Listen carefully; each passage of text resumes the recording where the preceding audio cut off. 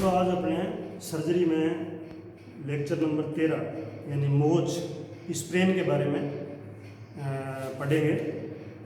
Sprain क्या है? पशुओं में किसी भी जोड़ का, जैसे जोड़ होते हैं पैरों के, आगे वाले पैरों के, उनमें बिना डिसलोकेशन हुए, उसका मतलब क्या है, डिसलोकेशन नहीं होता है, लेकिन संधि जो कैप्सूल है, जॉइंट का जो कैप्सूल है, उसमें दरार आ जाती है या फट जाता है, उसे मोच कहते हैं। तो इसमें लिगामेंट जो है, वो लिगामेंट आपने पढ़ा है, जॉइंट के ऊपर लिगामेंट होते हैं जो उसके मूवमेंट को कंट्रोल करते हैं। तो वो लिगामेंट टूटता नहीं है पूरा, लेकिन अखंडित रहता है, मतलब अखंडित रहता है, थोड़ा बहुत उसमें दरार आ जाती है।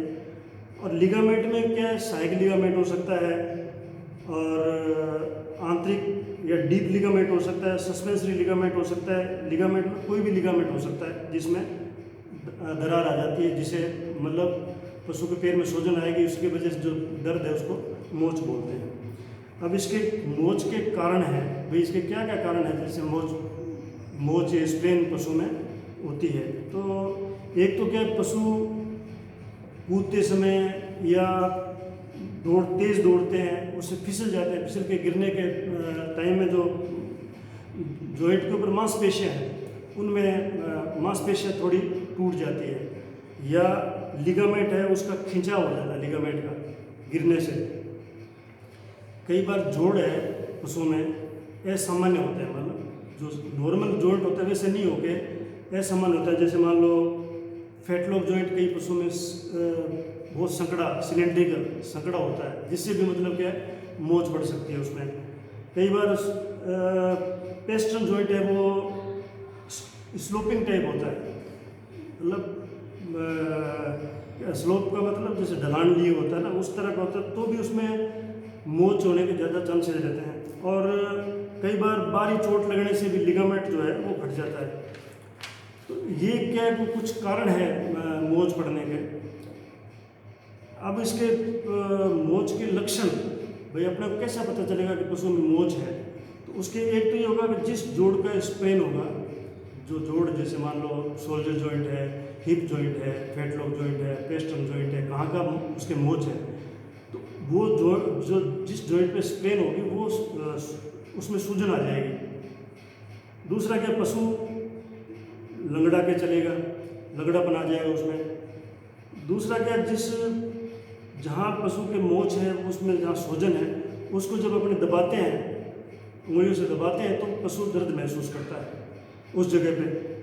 और जिस जोड़ का स्प्रेन होता है, मान लो किसी का जैसे कंधे वाले जोड़ का है या हिप जॉइंट का है, तो उसकी जो मूवमेंट है, उसका कार्य जो है वो अवरुद्ध हो जाता है उस जॉइंट का। मान लो उस जॉइंट से पशु जो है चल नहीं सकता, या वो क्या, जॉइंट इधर उधर आगे पीछे मुड़ नहीं सकता। नहीं, पशु मूवमेंट करता है जॉइंट की वजह से, तो आगे पीछे उसकी मतलब मूवमेंट होती है, तो वो मूवमेंट उसकी रुक जाती है। तो ये उसके मोच के लक्षण है।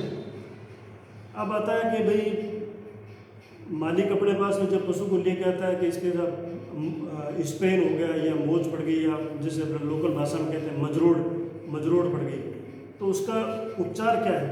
उसका उपचार ये है कि सबसे पहले तो जिस पैर की या भाग का जोड़ में स्प्रेन हुआ है या मोच पड़ी है, उसका मूवमेंट को चेक कर देते हैं, यानी इमोबिलाइज कर देते हैं उसको, यानी उसका मूवमेंट को बंद कर देते हैं। उस जॉइंट को काम में नहीं लेना है, हिलाना डुलाना नहीं है।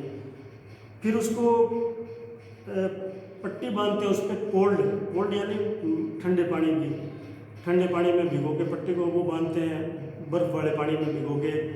एक एस्ट्रिंजेंट लगाते हैं, एस्ट्रिंजेंट जो होते हैं वो सूजन को कम करते हैं, ऐसी दवाइयाँ हैं जो सूजन को कम करती हैं, उनकी पट्टी बांधते हैं। फिर उसके ऊपर काउंटर इरिटेंट की मालिश करते हैं। काउंटर इरिटेंट मतलब जो दर्द को कम करता है या स्वेलिंग को कम करता है, ऐसे जैसे आयोडेक्स है, टर्पेंटाइन ऑयल का लिगामेंट बनाते हैं, वो है। ऐसी जो चीज़ें हैं, जैसे मान लो ये दवाइयाँ जितने जो काउंटर इरिटेट का काम करती है वो उस पर मालिश करते हैं उसके ऊपर, ताकि मोच ठीक हो जाए। अगर इनसे भी मोच ठीक नहीं होती तो फिर उसके लास्ट में क्या करते हैं, ब्लिस्टर लगाते हैं। ब्लिस्टर जो है ये रेड आयोडाइड ऑफ मरकरी जो है, जिसे सिंदूर बोलते हैं, उसको ग्लिसरीन में मिला के पेस्ट बनाते हैं और उसको उसके ऊपर लगाते हैं, जिससे दर्द को खींच लेता है और उसकी स्वेलिंग को कम कर देता है। लास्ट में वो भी ट्रीटमेंट होता है। कुछ आप लोग जो है ये भी कर सकते हो, जब पशु के दर्द होता है तो दर्द निवारक औषधियाँ, एनाल्जेसिक दवाइयाँ जो है, इंजेक्शन आते हैं, वो भी आप उनको दे सकते हो। छोटा पशु है तो उसको दर्द निवारक टेबलेट दे सकते हो। एंटी इन्फ्लेमेटरी जो इंजेक्शन आते हैं वो भी लगा सकते हो।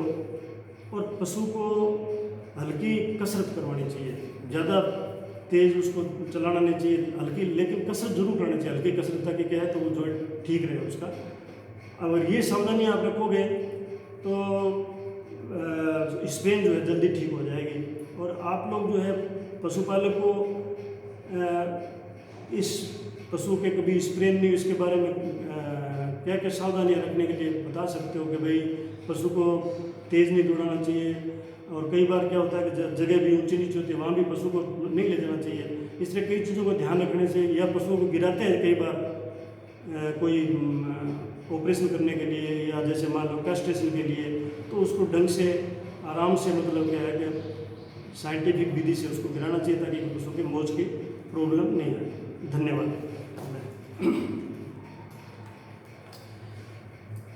कितने मिनट का हुआ है? 7 मिनट हैं? 7 मिनट 7 का ठीक है, बढ़िया है। एक